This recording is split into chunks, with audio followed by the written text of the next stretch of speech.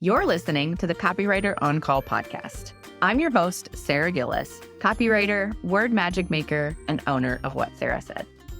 On this podcast, you'll feel empowered to show up online in a way that has you saying, "That's so me." Let's get started. Welcome back to another episode of the Copywriter On Call podcast. I am your host, Sara Gillis, and I am clocking in on call today for a special episode. I am celebrating 1 year of the Copywriter On Call podcast. And to help me celebrate, I am welcoming my personal brand photographer, who also happens to be my bestie, Amanda. Hi, friend. Thanks so much for being here. Hello. How are you? I'm good. I'm so glad that you're here and so excited that you're here to help me celebrate. Same. I'm so excited. I can't believe it's been a year. I know, it's bananas. It's kind of crazy. I remember when I was first deciding to do a podcast, I'm pretty sure I voxed you and I was like, yeah, I'm just going to do a podcast and it's going to be fun and I'm going to figure it out. A week later, you were like, okay, it's done. You're funny. Yeah. Here's everything. Gosh, not quite. I mean, it took some time, but I mean, I am a person who like jumps. Like once I decide I'm going to do something, I'm going to jump. So anyways, before we get any further, I want you to tell the people who you are, what you do, and what you love about what you do. Yeah. Okay. Hi, I'm Amanda. I am Art Creative Co., ARC Creative Co. I'm a personal brand photographer. I do a lot of photography and videography for personal brands and also commercial brands, bigger brands, product-based, personal-based, all the things. So I was a wedding and portrait photographer for 6 years and then niched down into corporate and branding in 2021 and absolutely love it. I get to work with the most amazing people. I get to meet the most amazing people. That's how I met Sarah. Is she hired me and flew from to Texas to have a branding session. It was amazing. And I get to support businesses, small businesses and big businesses in the best way that I know how, which is through photos and video. And it's the greatest thing ever. I love it. I love it. So yeah, you're all the way in Texas and I'm up here in South Dakota. And it's like, I count myself blessed if I'm able to see you like 3 times a year. Yeah. But I think it's just so funny to think about how business brought us together. And a lot of it goes, credit to Maddie because she was our coach who brought us together in her mastermind program. But that's when we first met. And I think that it's been, 2 years? 3 years? 3 years. 3 years. Crazy. Yeah. Okay. Bananas. I know, crazy. Bananas. 3 years since then. And you hired me first to write your About Me copy. And then I hired you right back. And I'm like, I'm going to come to Texas and we're going to do the thing. We're going to do all the photos.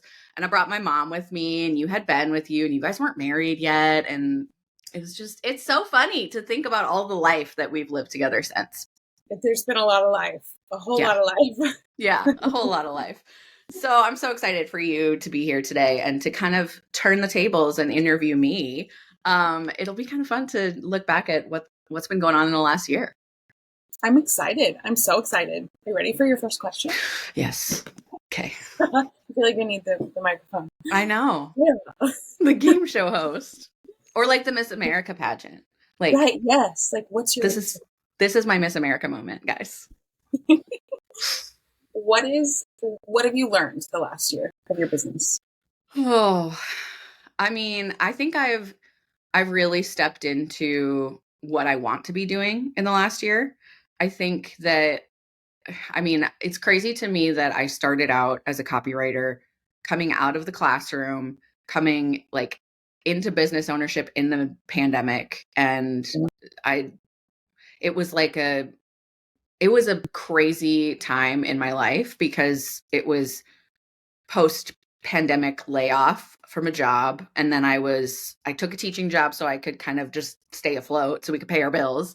And my husband's hours were being cut when it came to, he was working in healthcare and his hours were being cut and my job was gone. And all of a sudden we had to figure out what to do. And so while I was teaching and kind of just took that job out of desperation, I really loved it and didn't see myself leaving the classroom. But while I was building this business on the side, I was like, wow, there is a way to make a living as a writer.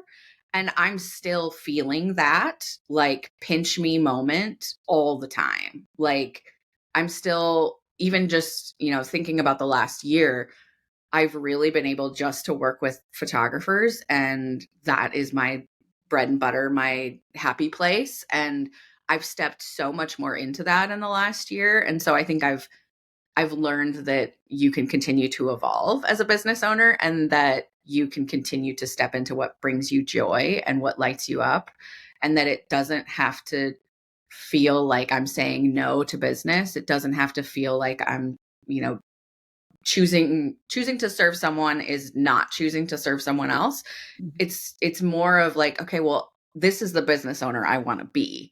And so I feel like the last year of business, especially, I mean, since the podcast launched and all of the things, I feel like it's really crystallized for me. Like, this is who I want to work with. This is the type of business owner I want to be. Yeah, I love that. And I it's been such a awesome thing to like watch you go through all of the phases of like niching kind of, and like finding like, oh my gosh, I really do love this. Like, I love writing for photographers. So obviously I'm biased. I love photographers. For sure. Y'all have the most fun. What have you learned in the last year since starting your podcast? So I initially, when I was like, I'm going to do a podcast, I'm pretty sure I also said, I'm going to do a video podcast, because if we're going to do it, we're going to go all in. And I remember telling my husband that, and he's like, you're going to what? I'm like, yeah, I'm going to like show up on video, and I'm going to like grow this YouTube thing at the same time as I'm building, like, I'm going to be on Apple Podcasts, and I'm going to be on Spotify. You can search for me and find me. And like initially I was like, this is fine. It's fine. It's going to be great. I'm going to figure it out. And then like, I remember when the first episode launched and when the trailer was out there, I was like, oh my gosh, you can really search me. Like, I knew that it was going to be a thing, but until you're like typing your name into Apple Podcasts, because hello, like, of course I did that, and see things like pop up, it's like, wait a minute. This is real. And it's not just me talking into the void. It's just like, there are people out there on the other side that are like, cool, listening. I really like that. Yeah. Listening. And what's been really bizarre is I've had probably just like 2 or 3 clients quote me to me, which has been bizarre. Like, oh my gosh. Yeah. Like, they're like, I remember this one episode where you said that, like, this literally just happened to me on a discovery call this week. I was like, what is going on? This is bizarre. It's like, I'm sitting here quoting Grey's Anatomy and people are like quoting me to me. And I'm like, this is bizarre. This is crazy. But at the same time, like, there's a learning moment in there, right? Like, I think a lot of us are like imposter syndrome and thinking like, well, who's going to listen to me? Who's going to like pay attention to what I have to say? And spoiler alert, people are going to pay attention, and you do have worthy things to say. And whether you have 1 listener or 1,000 or 1 million, people will listen, and people want to hear what you have to say, and they will attach meaning to it, and they will bring ideas that you bring forth into their own businesses. And that is like such a responsibility. It is also super flattering. And juggling those 2 things is still bizarre. It's still one of those things that I never really truly believed would happen, but thought like, man, it'd be cool if like some people listen and liked it. Like, that was, my bar was so low. And so I think that this past year in the podcast has taught me, just keep raising the bar. Like, keep raising the bar and think of, what if it's amazing? Instead of like, oh my gosh, what if I like screw up and it's horrible and nobody listens and it's like crickets? What if it's amazing? And it really has been. Yeah. I feel like getting out of the like doomsday mindset is so hard as an entrepreneur, because it's like, before you start something, you're like, does anybody even care? Like, am I just going to do all this for no reason at all? And then it's on the other side of it, which like you now are on the other side of it, like hearing people quote you back to yourself. You're like, oh, okay, great. I'm glad that worked out. Yeah. And I mean, it was a lot of time, right? It was a lot of time investment. It was some money investment for sure. Like, shout out to Jocelyn who helped me launch the thing in the first place. And my husband now is my podcast editor, and that's been a beautiful thing. I was nervous about that. I was like, oh my gosh, I'm going to be like the boss for my husband, telling him to edit stuff and get things posted on time and all of the whatnot. But it's been beautiful. It's been wonderful. Shout out to him as well. But like, it's been a time investment, a money investment, but also like this big leap of faith that Yeah. like there will be people who listen. There will be like the feeling I have in my heart of like I'm putting myself out there. And I mean, I love to talk about showing up online as yourself, but holy buckets, when you are the podcast host, like that's all you do. You show up online as yourself, and there's nobody else to like cover you up or to, carry you through. It's just you, and it feels really bare and vulnerable, but really cool too. Yeah. Well, and then you bring that into your like coaching and teaching stuff, and you get to tell people like, show up online, be vulnerable, be authentic. I do it. You can do it also, because you do it.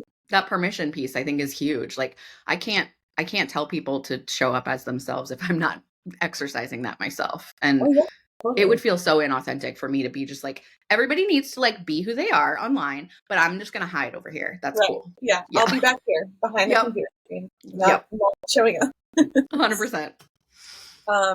How have your offers changed over the years? I know you've had several offers. You do the copywriting stuff, like where you've done one-on-one, you've done podcast stuff, you've done story sale, you've done all of this stuff. How have those things evolved over the last couple of years?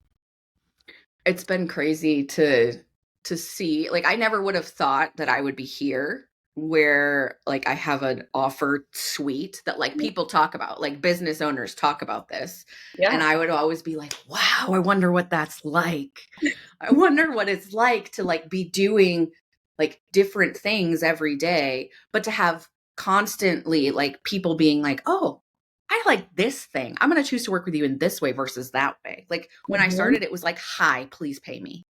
Yeah. Like, one thing. May I please write for you? I will write anything, everything, whatever you need. And now it's like, I will write for you in very specific ways. You can work with me at very specific price points, and I can serve you in multiple ways. And so I think that's been crazy. On the website copy side, that's like been the dream of my heart, like to grow that piece, because I love to write website copy from start to finish, or to polish website copy from start to finish. And that was like a secret that I never really shared out loud, at least in the first few days of business. And by days, I mean like years, because it was like, who am I to say I want to write a whole website? Who am I to like step into that space when, I mean, I have an English and communications background, but like when it comes to copywriting and website copy, like it's storytelling in a different way. And so as a storyteller, I felt confident, but as a website copywriter, that's a different flex. That's a different muscle. And so to see it transition from, let me just try this page, like that's how you and I started working together. Like, let me just write this page for you, to let me write, this website for you. Let me polish your whole website. Let's work together on a long-term basis. All of those things, again, have been pinch me moments of like, this is what I wanted to do and I was afraid to say out loud. And so I think that's really bizarre. I also I tried VIP days for a hot while, like a hot minute. There were, I mean, it was like 18 months, maybe 2 years almost, where VIP days were my jam. And now I'm like, you know what? VIP days are kind of burning me out. Because like forcing the creativity to happen within a certain, within a certain amount of time on a certain day is so hard. And especially since I've niched down, like, I don't want this to come out wrong. Like, all photographers are different, but there are pieces that are similar, right? Like, if someone shoots families and I write for a family photographer 5 times a year, there are some pieces and parts that are similar, but I can't bring the same copy to the table for everyone. Like, that's Right. not going to serve my client. That's not going to help them to achieve their goals in business. It's not going to attract the ideal client for each of them. Mhm. And so in order to be creative, I had to like let go of the VIP day model and say, look, I'll give you a week. You get a week of me. And if I wake up on a Tuesday and I feel great and I feel creative and everything's flowing, you might get your stuff sooner.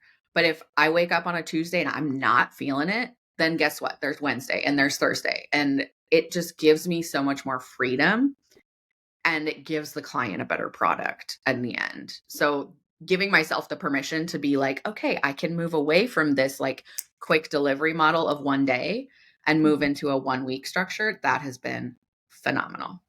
Yeah. I mean, and that's like why we started our businesses, is to be able to like be creative when we want to be creative, right? Like nobody Yeah. wakes up and is creative every single day of their life. Like if you're exhausted, you're not creative. So Yeah. if you're exhausted and you're trying to write for somebody, like it's not gonna work. It's not gonna Yeah. work. So 100%. And I was like waiting for somebody to like a boss to tell me, yeah, well, maybe you should switch this. But like when I look in the mirror, I'm the freaking boss. you're Like the I'm boss. the I'm the one who has to make the choice. Yep. And I remember having many a conversation with you about saying, okay, this just isn't working. Like I'm just not feeling it. And you being like, so change it. And I'm like, what does that mean? What is but what does that mean? Yeah, like what do I change it to? And like how do I already have all this messaging out there. How do I shift it? How do I pivot? And you're like, you do that for other people.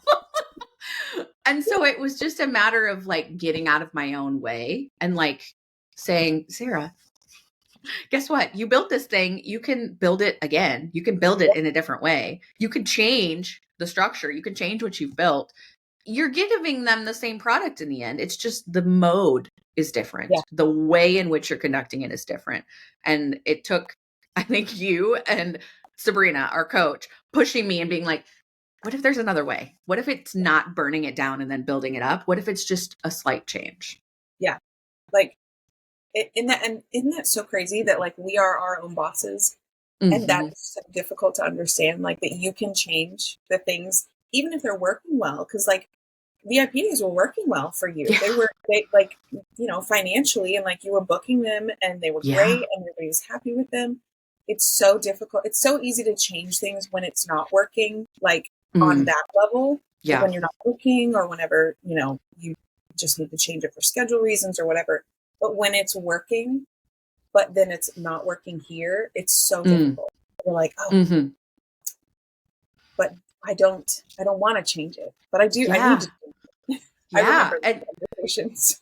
100%. And I mean, you're right. Like financially, by the books, everything was working beautifully. Like it was Mhm. exactly what I wanted. I was able to like book a few, raise my price, book a few more, raise my price. And like that was a posture I was continuously in.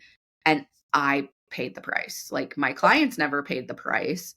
I paid the price. And Yeah, I wasn't willing to do it anymore. And like I needed that push to be like, what if it could be different?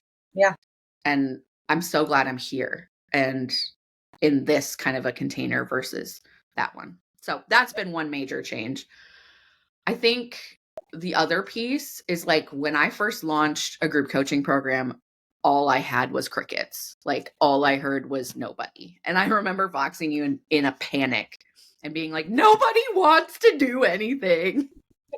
Everyone is saying no, thank you. Everyone is like, there was nothing. There was no comments. There was no likes. There was no enrollment. There were like people who would be in my DMs and be like, can you tell me more about this? And I'd be like, oh my gosh, it's happening. yes, I will. And then I would tell them and they'd be like, okay, thanks. And I was like, what am I doing? Oh, I remember like panicking. And that was last 2 Junes ago. Mhm. Because last year June is when my first run of story sale like actually happened. Like it actually did the thing and I actually like had people. And I remember when I first started working with Sabrina, our coach, she told me like, why do you want to work with me? I'm a photographer. And I'm like, yeah, girl, that's exactly why. Like I need you to help me speak to people like you. Like, and I need your knowledge of building a container for people to grow within. And then I think when she realized that that was my goal and that that's what I needed help with, she's like, "Oh, I got you. I can help you with that." But I remember feeling like I already failed. Why should I try this again?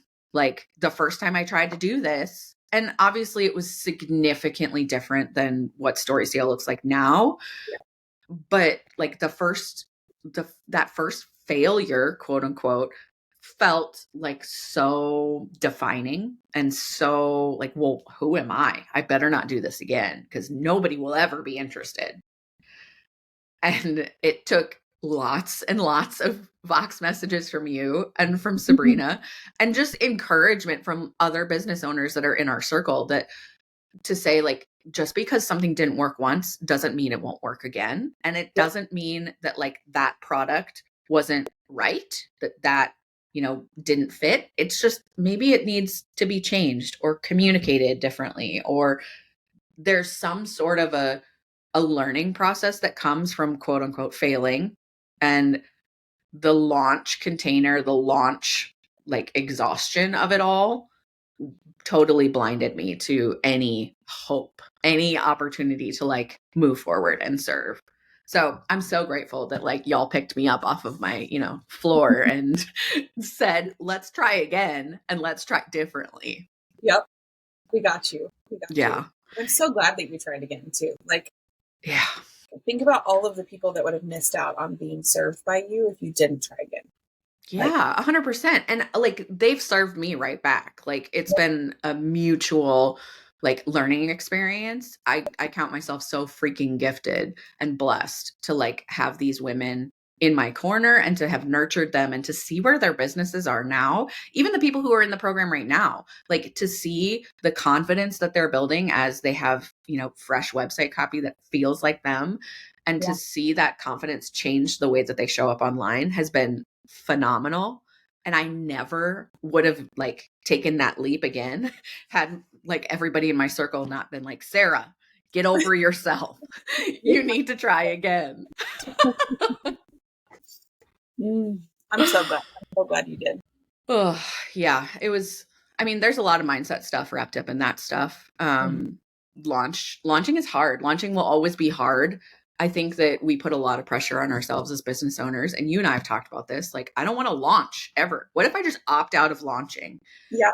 But I think that like the way that I launch now has changed significantly because of that experience, because of the failure, quote unquote.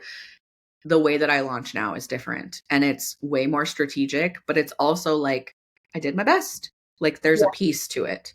It's the right people will come. The universe will bring the right people.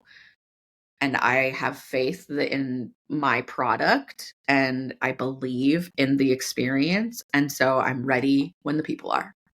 Yeah. And that's a totally different posture than like the scarcity mindset of like, oh my gosh, nobody's doing anything. Yeah. Well, and I think that the mindset is what attracts people to you also. Like when you have the scarcity mindset, that never works. Like ever in the history of launching ever. Anybody launch something like with that mindset, it's been overwhelming and exhausting on them, but also like it doesn't usually work and they don't usually book or have people accept their offers. But when you come at it with from a place of, okay, like I'm going to put this out here and the right people will come, that's when everything happens. And it's beautiful to watch. Yeah. And it's good for your heart. Yeah. I think that seeing it happen for other people first, like when I was building up Story Sale in a different way, like when I was working hard to figure out, okay, what would my ideal Story Sale program look like? Like seeing other people in our circle step out and say, look, I have this thing. It's really cool. I would love for you to be a part of it. Yeah. But it's up to you. And just watching that posture, that changed everything for me. Yeah. You're like, oh, wait, light bulb. Yeah. Like there's a different way we can do this. Yeah. 100%.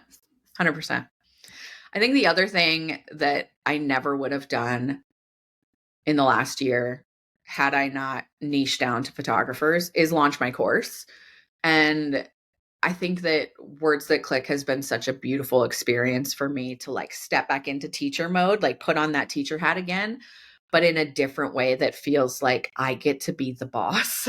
Like Yeah. I'm not handed curriculum standards and said, here you go, teach. It's like, how can I best coach photographers to write for themselves, but to not feel alone in doing it? Yeah. And had I not worked with you, had I not worked with Brittany, our mutual friend, had I not worked with a lot of different photographers that I started, meeting very early in my business, but eventually like they were friends first and then became clients, right? You and I were friends first and then we were clients. And it's just seeing that change and grow gave me the confidence to be like, okay, I can probably do this. I can step back into teaching, even though teaching an online course in the traditional sense for college students totally burned me out. Yeah. I knew that there had to be another way that I could do it. Like I had to figure out, how can I create a course? How can I teach, quote unquote, a course and not feel tied to my computer, not feel like I was sacrificing family time, not feel like I was serving my students at the expense of myself. And to be on the other side of that and to say, look, I did that. And Yeah. it's a thing out there that people are buying and that people are finding value in. That's crazy. I mean, I was told all the time as a teacher by my students, we pay your paycheck. And it's like, ooh, it's like, well, Ooh. technically the state pays me, but I guess like if there's no students, there's no teachers. And Right. so they used it as a way to say like, you you wouldn't be here without us. And that initially was like, ugh, Yeah. icky. But it's also true. Like, Hmm. and it's true in a non-icky way with this. Like, if photographers didn't raise their hand and say, Sara, I need help with this, I wouldn't do it. Like, I wouldn't be here. I wouldn't do the course. I wouldn't do the programs. I wouldn't do the copywriting. And so, yeah, the students inside Words That Click are paying my salary, but it's because they find the value in what I'm doing Yeah. versus I have to take English because it's required and Right. you're the only one teaching it. Yeah. it's Very it's different. different. Yeah, and freeing myself I think from that like that ick, freeing myself from that burnout of like what it looked like to be in the classroom or in the online classroom. That was a hard process. I fought against like stepping back into teaching, stepping into education as a business owner. I fought it for a long time, which is bizarre to think about right now because obviously that's the direction my business is heading and I'm happy about it. But I fought real hard. I'm like, nah, I'll just write for businesses. It's fine. Like, I don't need to teach. I'm not going to educate. I'm not going to coach. I'm not going to, step into that online education world. And now that I'm here, again, it was all like the podcast was the start of it. And now that I'm here, it's like, oh, why did I fight against this for so long? Why did I think that I couldn't redefine what it looked like for myself? I mean, I think you probably needed a minute to heal too. Mm, Like after all of the things that happened, like everything during COVID, getting laid off, like all of that stuff, like, and just teaching in general. Teachers are like the least appreciated, like or not business owners, the least appreciated profession mm, in the history of time. yeah. So to go from that was your only experience in education and teaching to like, oh, I'm going to do it again. Your heart and body were probably like, no, we're not. We're not No, doing we're that. not. Do you not remember? So getting over the hump of, the fear of doing that again and it ending up the same way. Yeah. Now you're on the other side of it and you can be like, okay, yeah, there are more than one ways to do this. And this doesn't have to be traumatic. Yeah. It doesn't have to be traumatic and it doesn't have to feel like I'm compromising everything. Yeah. Yeah. Yeah. So what are you most looking forward to with what Sara said? Oh, well, in gosh, by the time this airs, I will have spent a week in Washington, D.C., serving two photographers through a beta offer that I'm testing called Copywriter on Location. And it's where I travel to someone, to a photographer, and I watch them shoot. I watch them photograph a session, and I write website copy for them. And we have kind of an informal coaching session, typically over a meal, whether it's dinner or lunch. And then the next day, it's like a 2-day experience. And then the next day, we get together and write a welcome sequence for their email list. And so it's like this all in one container. It's combining my favorite parts of Story Sale into a 2-day intensive experience. And I'm doing it twice in Washington, D.C. So Washington, D.C. is a place I've always wanted to go. I've never been. I have a Yeah. client there who you and I both know and love. Yeah. And she helped me to kind of position myself as, help me test this offer. I want to see if it has legs. And right away, I had two people raise their hands and be like, I want that. Can we do that? Let's do that. And I remember looking at my husband and saying, I literally made my dreams come true. And Yep. he's like, well, of course you did. But like, your girl is like a Washington Capitals hockey fan, like diehard. And the fact that I get to go to Washington, D.C. during hockey season, and I get to see my team play, and I get to serve two phenomenal women, and I get to spend time with Natasha, our friend and our client. I am like, are you kidding me? This is my life. And so by the time this airs, that experience will have wrapped up. And I hope that it's, as phenomenal as I think it will be. All of the plans and the groundwork are there for it to be phenomenal, but I'm so excited to see what comes out of that. And my hope is that what comes out of that is a beautiful, transformative new offer that I can do a couple times a year to help me really serve the client well in a way that also fills my bucket. Like, cause I get to watch people do what they love, and that's so fun. But I also get to experience their place with them and to be by their side as they serve their clients and to work with them in person. Usually I'm like the girl offline who's like got her AirPods in and is just typing away. And so to be able to like work with someone in real time, that feels like revolutionary. Like, why haven't I tried to do this before? Yeah. So I'm really excited to see how that turns out. I think like I'm already ready for the boxes of like before you go, during your trip, and then after your trip, of it being like, okay, this is how I do things now. This is it. Yeah. Like we're doing this and we're offering it, and here are the locations I want to go to, and like it's going to be so amazing. Yeah.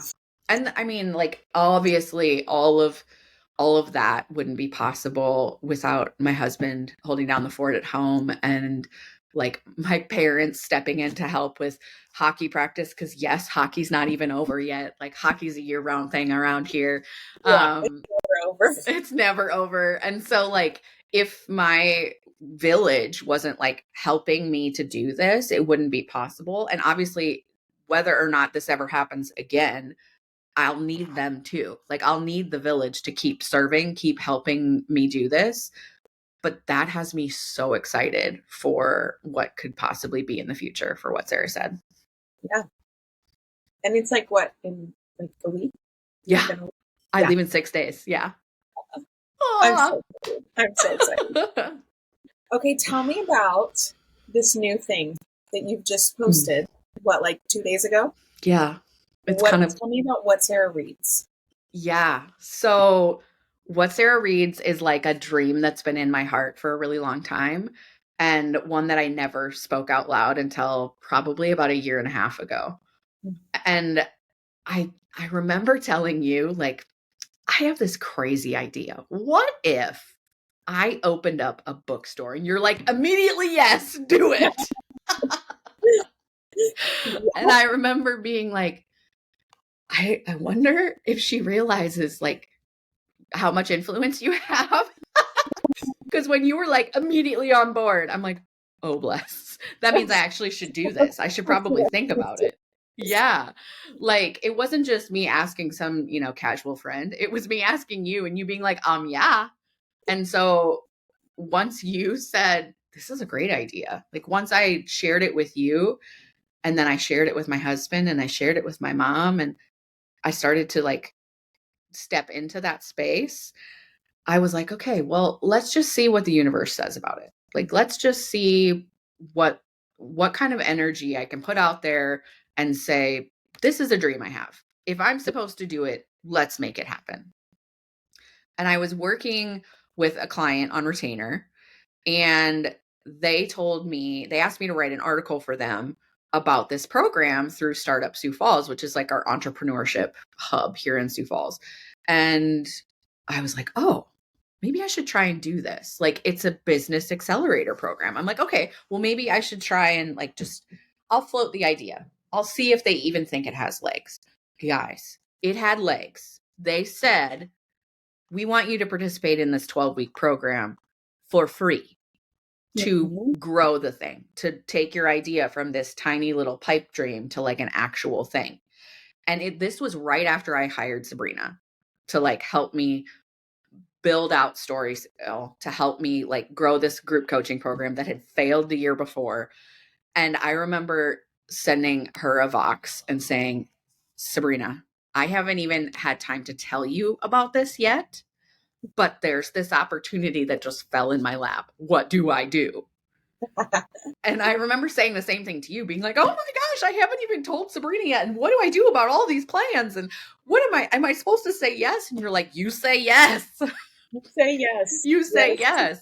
And like, bless Sabrina, she said the same thing. She's like, girl, this is the universe knocking. Like, hello, walk through the door. And so I did.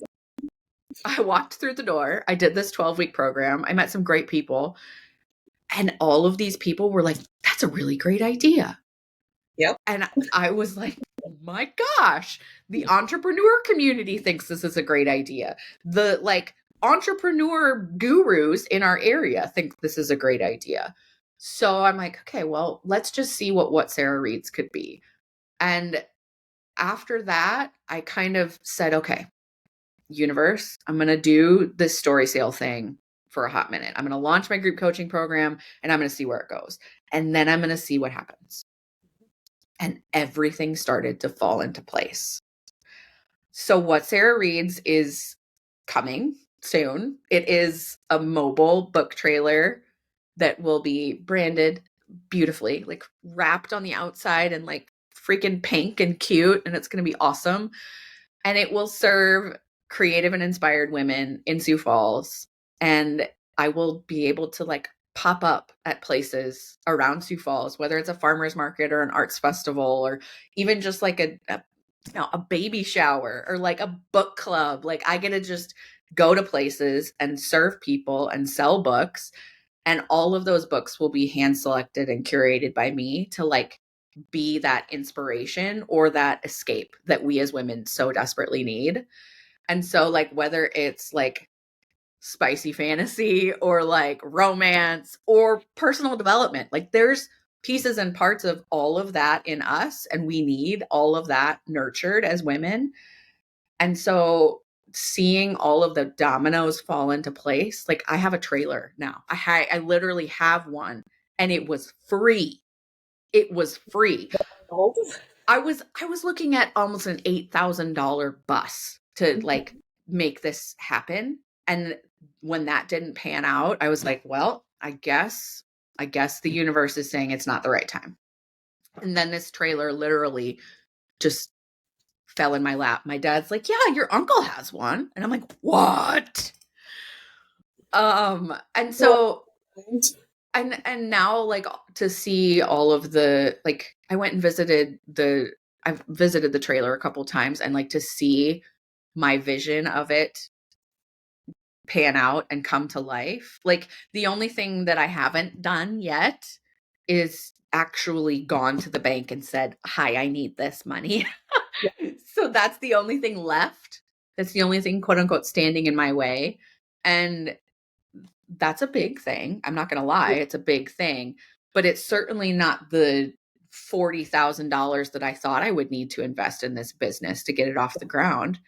When you have a trailer that is free and you need to have it wrapped and put some shelves in it, that buy-in is so much lower than I need to buy a bus and completely retrofit it and make sure it runs and all of the things. And so I think that long convoluted answer, what I'm trying to say is what Sara Reads is a dream and now it's happening. And like I'm literally months away from like putting books in a trailer and bringing it to Sioux Falls. It's bananas. It's bananas. I am so excited. I Mm. cannot even.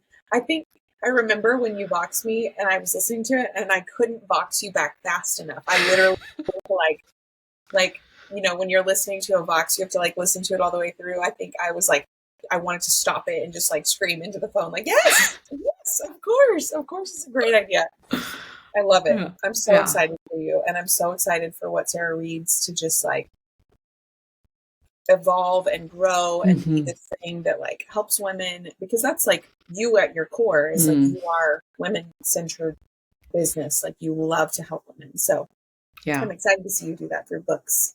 Yeah. I'm excited to see what the journey entails. And I've already like the comments and the positive feedback I've already gotten like just in the past week has been like, pinch me. Are you kidding me? Like there's people who are like, I'm putting this on my South Dakota bucket list. There's people who are like, oh my gosh, I can't wait to come. Let me know when you open. And I'm Yep. like, oh my gosh, this is a real thing that like, I hope in my heart of hearts, I hope it serves people. And I hope it's a fun like extension of what I already do. But the fact that people are excited about it continues to just blow my mind and make me feel all the feels, all the feelings. All the feelings. Yeah. I'm so excited. Tell me what it's like to show up as yourself online. Most days it's really good. Most days it feels really good. I think a lot of my 20s and some of my early 30s felt like, who am I? How do I want to operate within the world? I mean, when I got married in 2010, like literally the ring went on and I was like, we should have kids someday. And my husband looked at me and was like, I thought you didn't want kids. And so like I feel a little bit like that. Like the fact that I show up online and that's a big portion of my business, like I never saw that coming. Just like when the wedding ring went on and the kids popped in my brain. But I can't imagine my life without kids. And I can't imagine my life without being myself.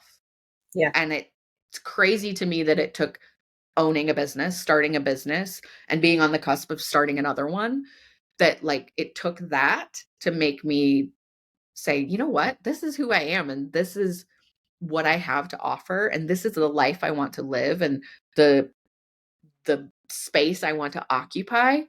It's crazy to me that it took all of this to get me here. Yeah. I never saw it coming.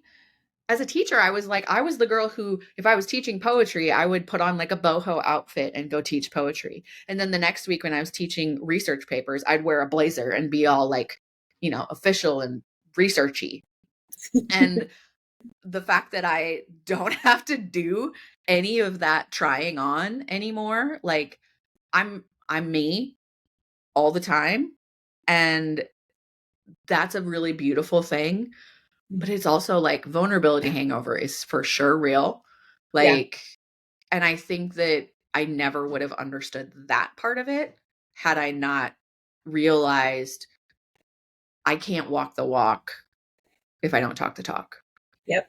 Yeah. I can't ask my clients to show up as themselves if I'm not doing it myself. And so I think that showing up online as myself feels more and more like just normal, regular life every day. But it certainly didn't start out that way. And it certainly is something I never saw coming. Yeah. I think it can be so difficult, especially because like we're women. So like 1 week we don't feel good. Mm-hmm. We feel great. The next week we feel like hermits, like, but to honor that in your journey of entrepreneurship and I mean, you even talk about it. You're like, I don't feel good today. Yeah. Like, and that's as authentic as you can get. And I think it's such a beautiful thing because it connects you to other people. And that's what drives the like entrepreneur spirit, where it's like, oh, I want to hire you because I connect with you. So yeah. Thank you for being here. thank you for having me. I'm so proud of you. I still like cannot believe it's been a year. This year has flown by. Yeah. It really has flown by. And honestly, I think that I'm still in the spot where I'm like, I don't know what this podcast will be. I don't know if I'll ever move out of this seasonal format. I mean, like I said, hockey never ends. And so it's like, this works really well for my life right now. But I love having this space to share and to kind of be creative and to speak out into not the void, but to, sort of like just to test things and be creative and be playful and try things and encourage people. And I'm just grateful that like the podcast is here to allow me to do that. And I'm grateful for friends like you who let me do that on the regular basis too, outside of the podcast. And I think that as a business owner, I never understood really when people were like, business ownership is so lonely, because like I've had people since the beginning. Yeah. Since I said, I'm going to do this thing and left my pension, left the classroom and freaked my parents out.